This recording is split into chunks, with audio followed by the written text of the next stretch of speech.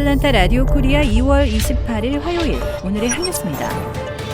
제닛 옐런 재무장관이 미국의 물가 상승률이 여전히 너무 높지만 경제 연착륙이 보인다고 밝혔습니다. 어제 우크라이나 키이우를 깜짝 방문한 옐런 장관은 노동시장 호황을 유지하면서 상승한 물가를 끌어내리려는 미 연방준비제도의 노력이 현재까지는 달성 가능한 것으로 보인다며 이같이 강조했습니다.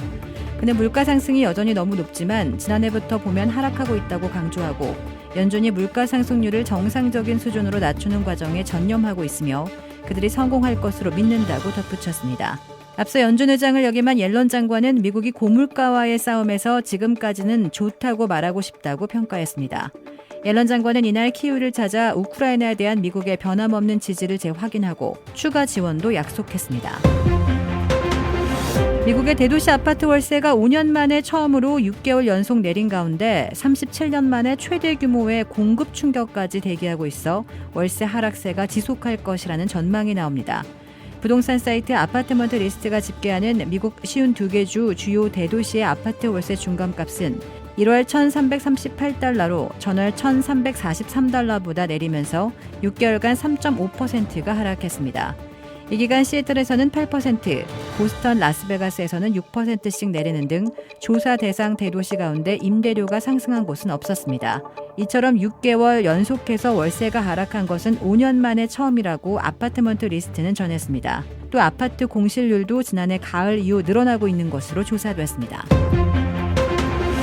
삼성전자와 SK하이닉스 등 미 정부의 반도체 보조금을 신청하려면 보육시설을 확충하고 예상 밖의 수익을 정부에 공유하기로 약속하는 등 엄격한 요구사항을 받아들여야 할 전망입니다.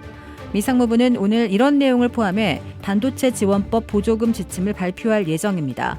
미 정부는 반도체 지원법에 따라 미국의 반도체 공장을 짓는 기업에 총 390억 달러의 지원금을 책정했으며 오늘부터 보조금 신청을 받습니다. 우선 상무부는 1억 5천만 달러 이상의 보조금을 신청하는 기업에 보육 지원 계획을 제출하도록 할 예정입니다.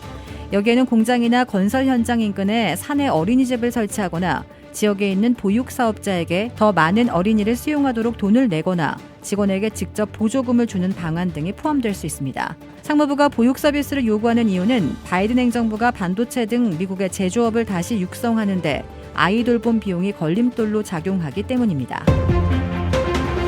백악관이 아동 노동 근절을 위한 대책을 말하면서 현대차와 기아의 법 위반 사례를 거론했습니다. 카린 장페르 백악관 대변인은 브리핑을 통해 아동 노동법을 어긴 기업의 조사 강화와 아동 착취 근절을 위한 전담반 설치 등을 소개했습니다. 장페르 대변인은 이어 미 정부가 알라바마주 현대차와 기아 부품 제조업체의 아동 고용을 금지하는 법원 명령을 확보했다고 말했습니다. 앞서 뉴욕타임스는 부모 없이 미국에 들어온 많은 아동이 열악한 환경에서 노동 착취를 당하고 있다고 보도한 바 있습니다.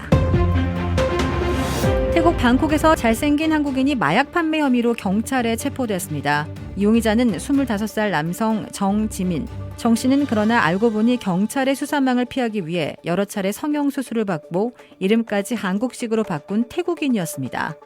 어제 태국 언론에 따르면 지난주 태국 경찰은 방콕의 한 콘도에서 한국인 정지민이라는 가명으로 투숙한 마약상 사라헷 사왕장을 체포했습니다. 현지 경찰이 들이닥쳤을 때 그는 자신이 한국인이라면서 한국 이름을 댔습니다. 당시 그를 체포했던 경찰은 이전 얼굴이 하나도 남아있지 않았다며 잘생긴 한국 남자로 변신해 있어 충격을 받았다고 말했습니다. 생김새가 기존의 몽타주와 많이 달라 당황했지만 경찰은 곧 그가 태국 마약상 사라헷 사왕쟁임을 확인했습니다. 사왕쟁은 인터넷 다크웹을 이용해 유럽에서 태국으로 메틸렌 디옥시 메타암페타민, 즉 엑스터시를 수입해 이를 방콕에서 판매한 혐의를 받고 있습니다. 목격자들은 사왕쟁에 대해 한결같이 잘생긴 한국 남성이라고 증언했습니다. 그는 경찰이 제공한 체포 당시의 영상에서 한국으로 이주하고 싶다며 나는 새로운 삶을 시작하고 싶고 나는 태국이 지겹다고 말했습니다. 주택 구매뿐만 아니라 커머셜, 웨어하우스, 비즈니스 건물까지 부동산계의 큰손 이주환 부동산. 크레딧 카드 빚 최대 80%까지 탕감.